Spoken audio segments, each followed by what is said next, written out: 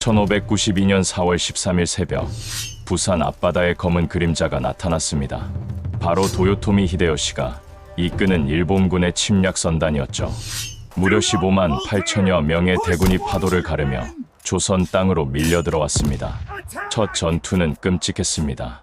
부산 진성의 첨사 정발은 끝까지 싸우다 장렬하게 전사했고, 동네 성의 부사 송상현 역시 싸워 죽기는 쉬워도 길을 내주기는 어렵다는 유명한 말을 남기며 성과 운명을 같이 했습니다.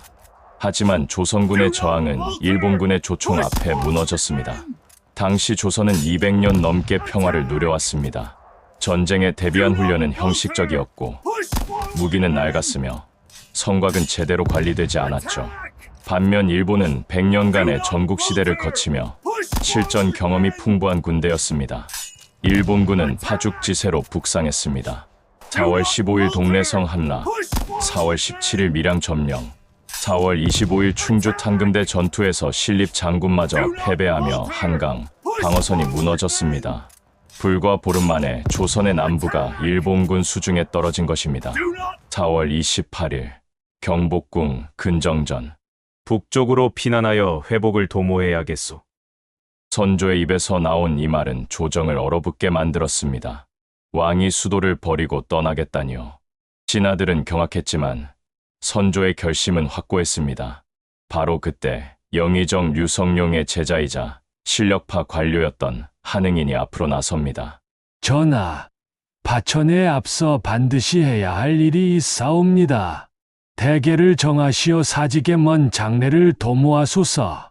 대계, 즉 세자를 정하라는 것이었습니다. 만약 피난길에서 왕에게 무슨 일이 생긴다면 세자가 없는 나라는 순식간에 혼란에 빠질 것입니다. 더구나 지금은 전쟁 중입니다. 문제는 당시 선조에게 14명의 아들이 있었지만 세자가 정해지지 않은 상태였다는 것입니다. 왜일까요? 선조는 서자 출신 왕이었기에 늘 정통성에 대한 콤플렉스가 있었고 세자를 세우는 문제에서도 우유부단했습니다. 하룻밤 사이에 세자가 된 광해군. 4월 28일 밤 조정회의는 긴박하게 진행되었습니다. 선조의 둘째 아들 광해군. 당시 18세의 이 젊은이가 세자로 낙점된 데는 이유가 있었습니다. 첫째, 장남 임해군은 성품이 난폭하고 술을 좋아해 왕위 계승자로는 부적절했습니다. 반면 광해군은 총명하고 차분한 성품으로 알려져 있었죠. 둘째, 광해군의 생모 공빈 김씨는 비록 후궁이었지만 선조의 총애를 받았고 광해군은 어려서부터 궁궐에서 자라 교육을 잘 받았습니다. 셋째, 그리고 가장 중요한 이유는 시간이 없었다는 것입니다. 일본군은 이미 한강을 건너고 있었으니까요. 4월 29일 새벽, 광해군은 정식으로 세자에 책봉되었습니다. 보통 세자 책봉은 몇 달에 걸쳐 준비하는 국가의 대사였지만 이번엔 달랐습니다. 하룻밤 사이에 모든 것이 결정되었죠. 4월 30일 새벽, 비가 억수같이 쏟아졌습니다.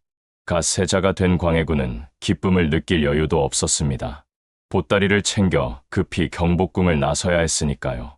선조를 비롯한 왕실 가족, 신하들, 그리고 이제 막 세자가 된 광해군까지 모두 북쪽을 향해 떠났습니다. 피난길은 처절했습니다. 왕이 도망친다는 소식에 한양 백성들은 분노했습니다. 일부 백성들은 왕이 탄 가마에 돌을 던지기도 했죠. 나라가 망하는데 왕만 살겠다고 도망가느냐는 외침이 거리를 가득 채웠습니다. 더 참혹한 일이 벌어졌습니다. 선조 일행이 한양을 떠나자 분노한 백성들과 노비들이 궁궐을 습격했습니다. 장례원에 불을 질러 노비 문서를 태워버렸고 형조와 한성부의 죄수 문서도 모두 불태웠습니다. 경복궁, 창덕궁, 창경궁에도 불길이 치솟았습니다. 광해군은 이 광경을 눈으로 똑똑히 봤습니다. 피난을 가는 왕실 일행의 뒤편에서 한양이 불타고 있었으니까요. 18세 소년의 가슴에 이 장면이 얼마나 깊이 각인되었을까요? 선조 일행이 평양에 도착한 것은 5월 중순이었습니다. 하지만 일본군은 계속 북상했고 6월 15일에는 평양마저 함락될 위기에 처했습니다. 선조는 다시 평양을 버리고 북쪽으로 더 올라가야 했습니다.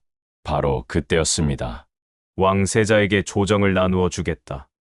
일국의 왕과 다름없는 책임감을 가지고 반드시 이 나라와 백성을 보호하라. 분조펀저, 조정을 둘로 나눈다는 뜻입니다. 이것이 무엇을 의미하는지 아십니까? 선조는 자신은 더 북쪽으로, 심지어 명나라로 망명할 계획까지 세우면서 아들, 광해군에게는 조선에 남아 전쟁을 수습하라고 명령한 것입니다.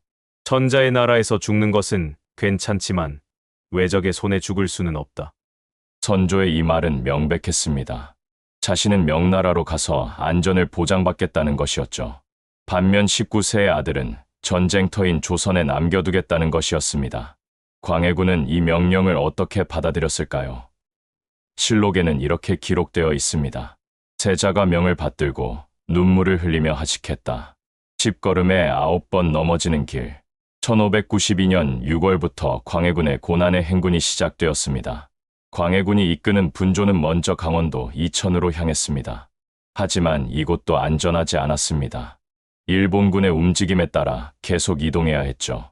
강원도 금성, 안변, 회양, 그리고 다시 황해도 봉산, 평산, 광해군 일행은 끊임없이 이동했습니다. 실록은 이 행군을 이렇게 기록합니다. 산길이 험하여 10걸음을 걸으면 9번을 넘어졌다. 세자는 물론이고 신하들까지 모두 들판에서 노숙을 해야 했다. 왕세자가 들판에서 잠을 청했습니다. 비가 오면 젖은 옷을 그대로 입고 떨어야 했습니다. 먹을 것도 제대로 없었습니다. 때로는 백성들이 가져온 보리밥으로 끼니를 때워야 했죠. 조선을 다시 살리다. 하지만 광해군은 멈추지 않았습니다. 첫 번째로 한 일은 지방 행정을 다시 세우는 것이었습니다. 전쟁으로 인해 수령들이 도망가거나 죽은 고을이 수두룩했습니다. 광해군은 새로운 수령들을 임명하고 그들에게 백성을 돌보라고 명령했습니다. 두 번째는 의병을 조직하는 것이었습니다. 광해군은 각 지역의 유생들과 양반들에게 그를 보내 의병을 일으킬 것을 독려했습니다. 실제로 광해군의 격려를 받고 많은 의병장들이 봉기했죠. 세 번째는 군량미를 확보하는 것이었습니다. 전쟁을 하려면 군사를 먹여야 했습니다.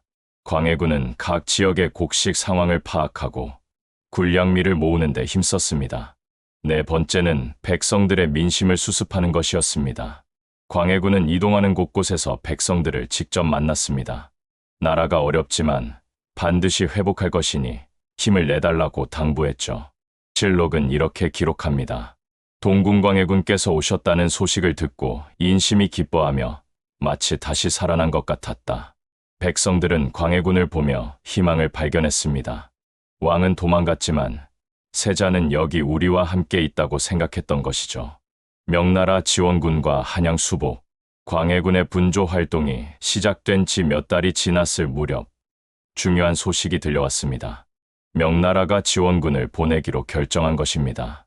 명나라 입장에서는 일본이 조선을 점령하고 나면 다음은 자신들이라는 것을 잘 알고 있었습니다.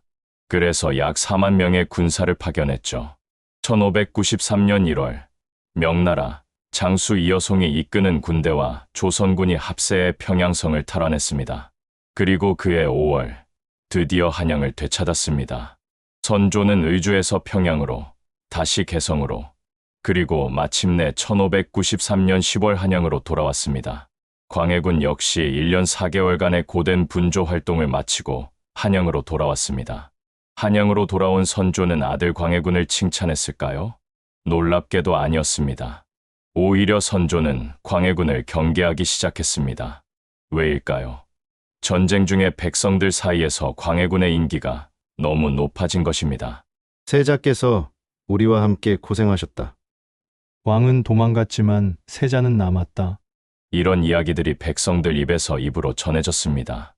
선조의 귀에도 당연히 들어갔겠죠. 그리고 선조는 기가 막힌 방법을 생각해냅니다.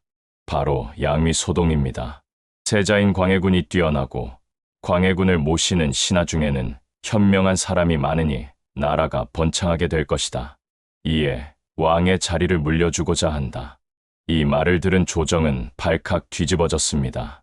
신하들은 땅에 엎드려 아니 되옵니다. 전하, 아니 되옵니다를 외쳤습니다. 광해군은 어떻게 했을까요? 그 역시 궁궐 앞에 엎드려 양위 명령을 거두어 주소서라고 울며 간청했습니다. 왜 이런 일이 벌어진 것일까요? 당시 유교 문화에서 아버지의 명령을 거역하는 것은 불효였습니다. 만약 선조가 정말로 양위를 한다면 그것을 받는 것은 아버지를 몰아내는 것이 되고 거부하는 건 역시 아버지의 명을 거역하는 것이 됩니다. 신하들도 마찬가지였습니다. 왕의 명령을 따르는 것이 신하의 도리지만 양위를 받아들이면 왕을 내쫓는 것이 되고 거부하면 왕의 명을 거역하는 것이 됩니다. 결국 선조는 며칠 동안 신하들과 광해군의 애원을 받은 후 그대들의 간곡한 청을 받아들이겠다며 양위 명령을 거둡니다. 이것이 선조가 노린 것이었습니다. 신하들과 광해군의 충성심을 확인하고 동시에 자신의 권위를 높이는 것이죠. 18번의 양위 소동. 그런데 놀라운 사실이 있습니다. 임진왜란이 끝날 때까지 7년 동안 선조가 양위하겠다고 소동을 일으킨 횟수가 무려 18번이나 됩니다. 광해군은 18번이나 궁궐 앞에 엎드려 아버지, 제발 양위 명령을 거두어 주소서라고 애원해야 했습니다. 그때마다 식음을 전폐하고 눈물을 흘렸죠. 이것이 얼마나 고통스러운 일이었을까요? 한두 번도 아니고 18번입니다. 광해군은 아버지가 진심으로 왕위를 물려주려는 것인지 아니면 또 다시 자신을 시험하는 것인지 매번 혼란스러웠을 것입니다. 설상가상으로 광해군에게는 더 큰 약점이 있었습니다. 당시 조선은 명나라의 제후국이었기 때문에 세자 책봉을 명나라 황제가 승인해야 정식으로 인정받을 수 있었습니다. 하지만 명나라는 광해군의 세자 책봉을 거절했습니다. 이유는 단 하나, 광해군이 장자가 아니라 차자둘째 아들이었기 때문입니다. 명나라는 적장자 계승 원칙을 매우 중시했습니다. 광해군보다 위에 형 임해군이 있는데 왜 둘째를 세자로 삼느냐는 것이었죠. 선조는 사신을 보내 설명했습니다. 임해군은 성품이 난폭하고 왕위를 맡기기에 부적합합니다. 광해군이 훨씬 뛰어납니다. 하지만 명나라의 대답은 단호했습니다. 그래도 안 됩니다. 원칙은 원칙입니다. 이런 거절이 무려 5번이나 반복되었습니다. 너는 임시로 봉한 것이다. 1598년 임진왜란이 끝났습니다. 도요토미 히데요시가 사망하면서 일본군이 철수한 것입니다. 전쟁이 끝나자 광해군은 아버지를 찾아가 문안인사를 올렸습니다. 그런데 선조의 반응은 차가웠습니다. 어째서 세자의 문안이라고 하느냐? 너는 임시로 봉한 것이니 다시는 여기 오지 말아라. 이 말을 들은 광해군은 충격을 받아 그 자리에서 피를 토했다고 실록은 기록합니다. 왜 선조는 이렇게까지 냉혹했을까요?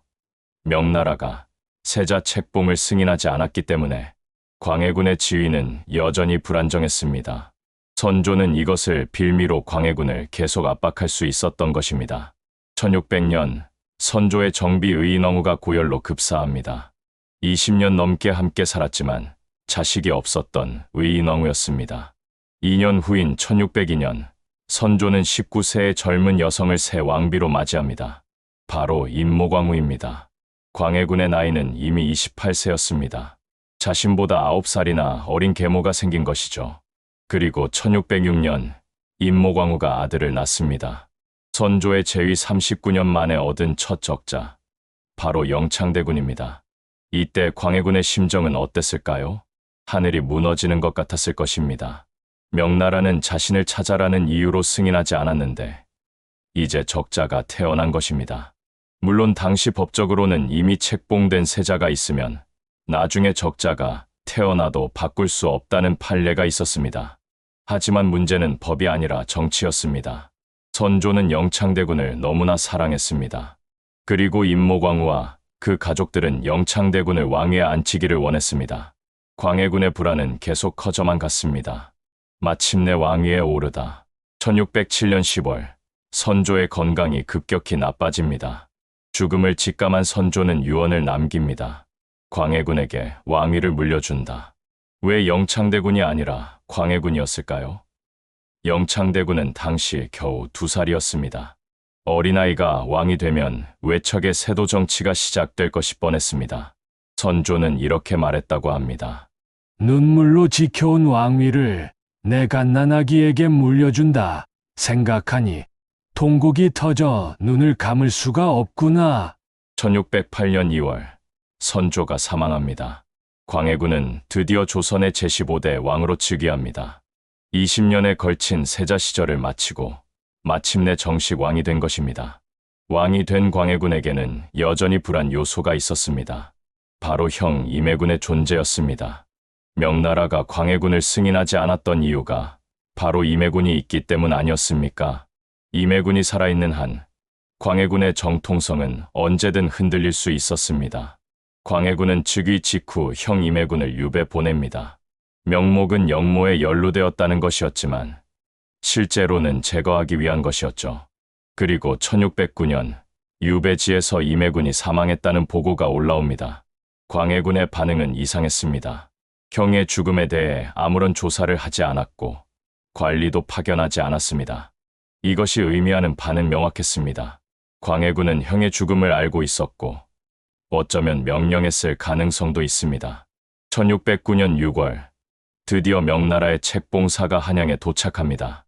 광해군이 세자로 책봉된 지 16년 만입니다. 그동안 5번이나 거절당했던 명나라의 승인을 왕이 된 후에야 받게 된 것입니다. 이제 광해군은 명실상부한 조선의 왕이었습니다. 형 임해군도 사라졌고 명나라의 승인도 받았으니까요. 정통성을 확보한 광해군은 훌륭한 정치를 펼쳤습니다. 첫째, 인재를 폭넓게 등용했습니다. 오직 인재만을 추구하고 어진 사람만을 기용하여 다 함께 시대의 어려움을 극복해 나가게 하라는 명령을 내렸죠. 동인이든 서인이든 남인이든 북인이든 당파를 가리지 않고 능력 있는 사람을 썼습니다. 둘째, 전후 복구에 힘썼습니다. 7년간의 전쟁으로 조선은 폐허가 되었습니다. 광해군은 토지를 개간하고 호적을 정비하고 성곽을 수리하는 등 체계적으로 나라를 재건했습니다. 셋째, 백성을 위한 개혁을 단행했습니다. 가장 대표적인 것이 대동법입니다. 기존에는 각 지역의 특산물을 세금으로 내야 했는데 이것을 쌀로 통일한 것입니다. 이렇게 하면 땅이 많은 부자는 세금을 많이 내고 땅이 적은 가난한 사람은 세금을 적게 내게 됩니다. 획기적인 조세 개혁이었죠. 넷째, 의학 발전에 힘썼습니다. 전쟁으로 많은 사람들이 다쳤고 병들었습니다. 광해군은 허준에게 명령의 동의보감을 완성하게 했습니다. 이 시기 광해군은 의심할 나위 없이 훌륭한 왕이었습니다. 임진왜란 때의 그 영웅적인 모습이 왕이 된 후에도 계속되고 있었던 것입니다. 그리고 5년 후 어두운 그림자. 하지만 광해군이 즉위한 지 5년째 되던 해인 1613년 조선을 뒤흔드는 사건이 벌어집니다. 바로 개축옥사입니다.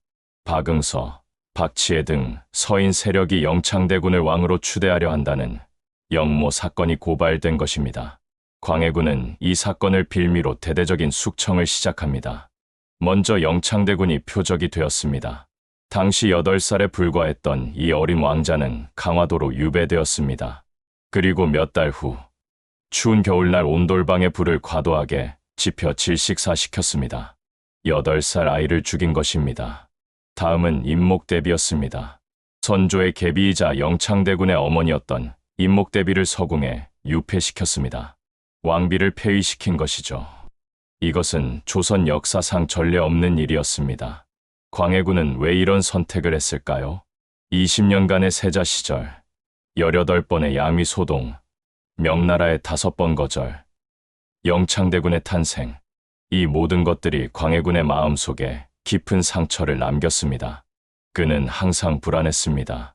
언제 자신의 왕위가 빼앗길지 모른다는 공포에 시달렸던 것입니다. 권력에 대한 집착, 생존에 대한 강박, 그리고 복수심. 이것들이 한때 영웅이었던 광해군을 어둠 속으로 몰아넣었습니다. 서인들의 반격, 인조반정, 광해군의 폭정은 계속되었습니다. 수많은 신하들이 영모죄로 몰려 처형되었고 왕실 가족들마저 위협받았습니다. 더구나 외교 정책에서도 문제가 발생했습니다. 광해군은 명나라와 후금운날의 청나라 사이에서 중립 외교를 펼쳤는데 이것이 명나라를 섬기는 조선의 전통을 저버린 것이라는 비난을 받았습니다. 결국 1623년 3월 서인들이 반정을 일으킵니다. 능양군 훗날에 인조를 왕으로 추대하고 광해군을 폐위시킨 것입니다. 광해군은 왕위에서 쫓겨나 강화도로 유배되었고 그곳에서 1641년 67세의 나이로 생을 마감합니다. 폐위된 후 18년을 유배지에서 보낸 것입니다. 광해군은 성군이었을까요? 아니면 폭군이었을까요? 이 질문에는 간단한 답이 없습니다. 임진왜란 때 분조를 이끌며 나라를 구한 영웅, 대동법과 같은 개혁을 단행한 현명한 왕, 동의보감을 완성시킨 문화군주. 이것이 광해군의 한 면입니다. 하지만 동시에 어린 이복 동생을 죽이고 계모를 유폐시키고 수많은 신하들을 숙청한 폭군. 이것 역시 광해군의 모습입니다. 아마도 광해군의 비극은 그가 지나치게 많은 상처를 받았다는 데 있을 것입니다. 아버지의 사랑을 받지 못한 채 끊임없이 시험당하고 명나라로부터 거부당하고 적자의 탄생으로 위협받았던 20년의 세월. 이 경험이 그를 의심과 공포에 사로잡힌 왕으로 만들었을지도 모릅니다. 흥미롭게도 최근 들어 광해군에 대한 재평가가 이루어지고 있습니다. 특히 그의 외교 정책이 주목받고 있습니다.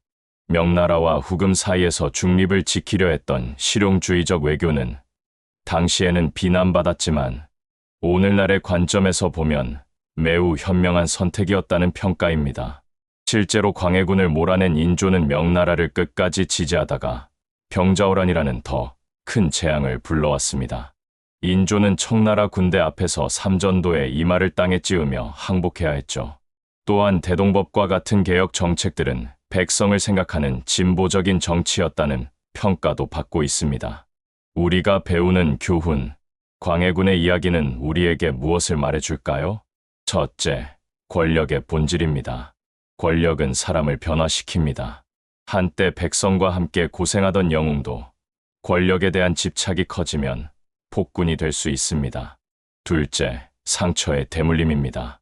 광해군이 받은 상처는 그를 불안하게 만들었고 그 불안은 다시 다른 사람들에게 상처를 주었습니다. 영창대군과 임목대비가 받은 고통은 광해군이 과거에 받은 고통의 반복이었던 것입니다. 셋째, 역사 평가의 복잡성입니다. 한 인물을 단순히 선과 악으로 나눌 수 없습니다. 광해군처럼 영웅이면서 동시에 폭군일 수도 있습니다. 역사는 항상 다층적이고 복합적입니다.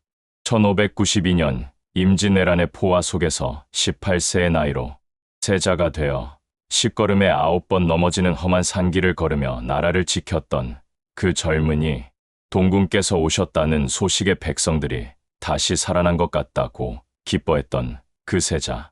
하지만 아버지의 끝없는 의심과 시험, 명나라의 거절, 그리고 적자의 탄생이라는 위협 속에서 20년을 견뎌야 했던 그 사람. 결국 왕이 되었지만 과거의 상처가 그를 의심과 공포의 포로로 만들어 어린 동생을 죽이고 계모를 유폐시키는 폭군이 되어버린 그 왕. 광해군의 이야기는 단순한 역사가 아닙니다. 그것은 권력과 인간성, 상처와 복수, 영웅과 폭군 사이의 아슬아슬한 경계에 대한 이야기입니다.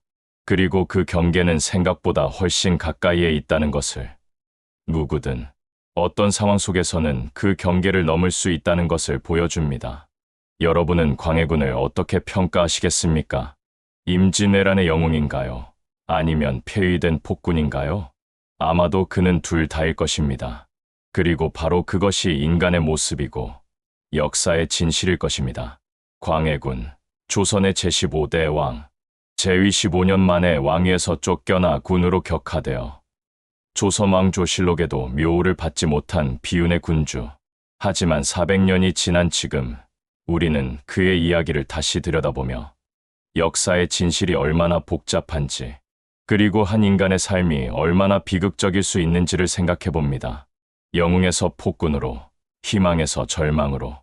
광해군의 일생은 조선 역사상 가장 드라마틱하고 가장 비극적인 이야기 중 하나입니다.